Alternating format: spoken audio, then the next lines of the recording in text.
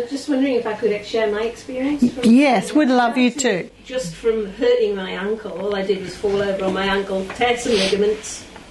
I've been in a wheelchair for, I don't know, 6 weeks, 7 weeks, 8 weeks, whatever.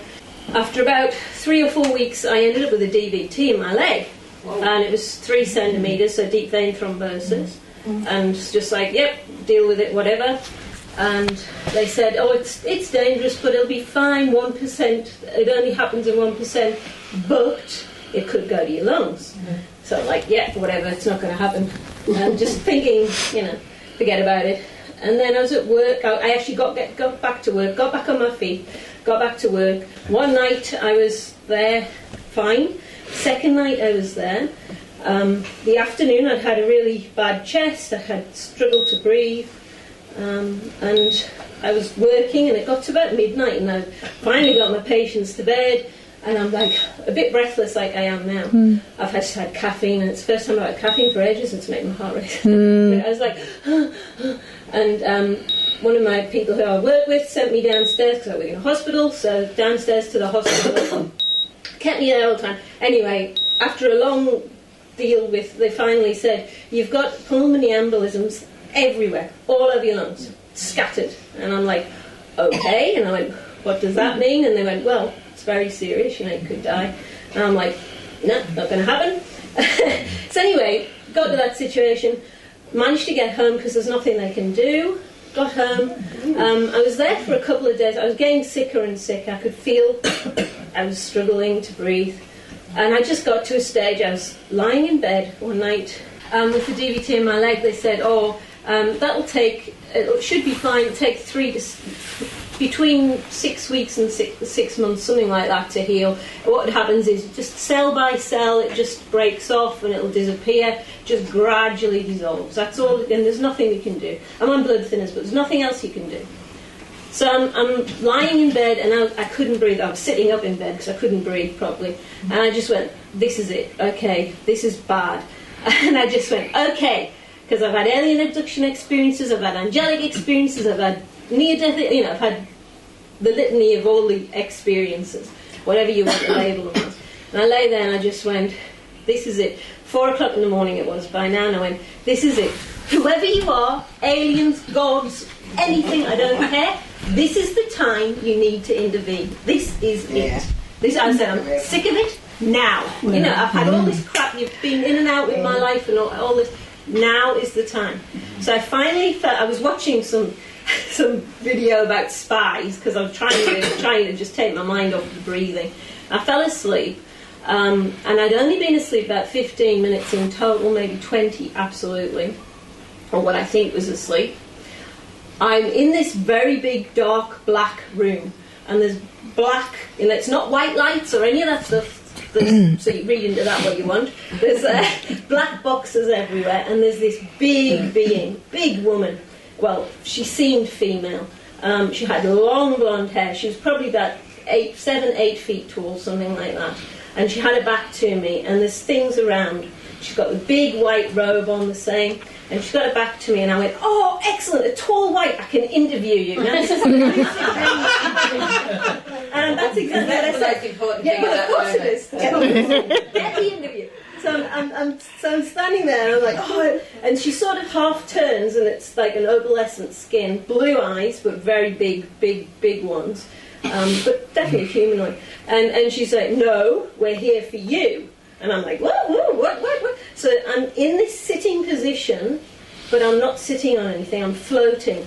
And I turn round, I'm turned round, so it's like I'm being manoeuvred, manipulated. And of course she spoke to me telepathically. There's these 2 big black doors in front. The doors open, and I'm like, oh, cool, where am I going? I'm quite excited. And there's this massive auditorium, seats everywhere, and people in all the seats. But I'm thinking, I'm not looking at the people, And then there's this big corridor down the end, and at the front is the life review. There is the big screen, and I'm recognising all these things in my life, and I go, oh, no way, don't you do this to me. And I'm like saying this, and I can feel all these beings around me, and they push me to the front, right to the front, and I'm still in the sitting position, and I look up and I go, nah, not looking, and I turn to the left, and I'm sitting at the left, at the front of this massive auditorium, all these things, it's black everywhere, very dark, but this is it, you know, this is the thing, and I'm going, no, and I just go, you're not doing this. That was it, I just went, you're not doing this. And suddenly I go flying back from the left, flying back, the doors go, whoop, and slam again, and she's standing there. She turns around and I go, can I get the interview now? Because I'm like, this is not happening. Can I get the interview now? And she's like, no, this is for you. And I feel all these beings around me. I don't see these other ones, just her. And she does have a very tiny mouth, but not much, no emotions, nothing like that. But I do feel like love, like care. And she puts on something like a little headset around my head, metal, and it goes under my chin.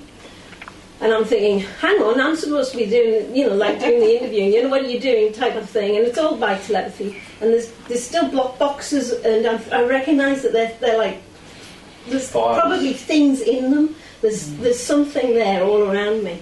But it's like it's just a foyer of a you know, big auditorium. And I'm still in this sitting position, floating, and she gets this metal piece, and it's got a big ball on it, about that big, metal ball, and she puts it into my mouth, and I taste aniseed, like a real aniseed metallic taste, and I go, whoa, no way, and I take it out, I'm like, aniseed, take it out, and I go, no, and she went, we are healing you, this is for you, and I go, okay, and she just pops it back in, with fingers, she pops it back in, and that's it, bam, I'm awake. And then I suddenly feel people everywhere, all over me, things touching me.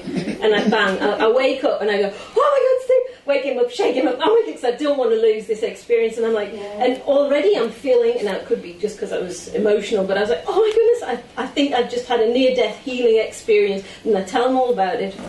Already I'm starting to feel like I can breathe better. I mean, it was really weird. Not perfect, but definitely a lot better. And then I do manage to have another bit of a sleep, finally. And that day, I'm definitely feeling better. And the next day, I've got an appointment to have a scan on my leg, which was already booked in to have it with the DDT before that even, you know, this was booked in before the pulmonary embolisms. And so I go along, and I'm thinking, oh, God, you know, the last thing I need is for them to say anything more bad, you know, just thinking. Anyway, I go with my daughter, and I'm thinking, you know, I don't feel like there's anything there anymore. And I say that to my daughter before we go in, and she's like, oh, Mummy, you know, they told you this and that. Don't be getting so excited, type of thing. Anyway, the woman does the scan, and she keeps looking, and she goes, she checks the file, and she goes, there's nothing there. There's no evidence. Now, this is 3 centimetres. There's no evidence of it being there. She can't believe it. And she's like, it's gone. And she even checks the other veins and stuff just to make sure that they haven't written it down wrong or anything. But, you know, they had all the evidence. And so then my doctor phones up, and so she says, there's nothing there. You have no DVT. So the doctor then phones up in the evening and just leaves a message, and he just goes, oh, you wouldn't believe it. You've got nothing there. I can't believe it. It's impossible, but you've got nothing. You know, he's really excited because I've had so much bad luck in the last 3 times. You know, he kept saying, no chance of this happening, no chance, and then it's all happened. So I think whether it was self-healing, because I kept putting myself into a meditative state to try and self-heal every day to make sure that I didn't die, because I didn't want to leave my kids. I'm not going to the effing light. Or, so it could have been something, or whether it really was the beings who I've had lots of different experiences with in different guises that came and finally intervened because I said, this is it. This is it, and that's it. It's not going to happen. But there's physical evidence.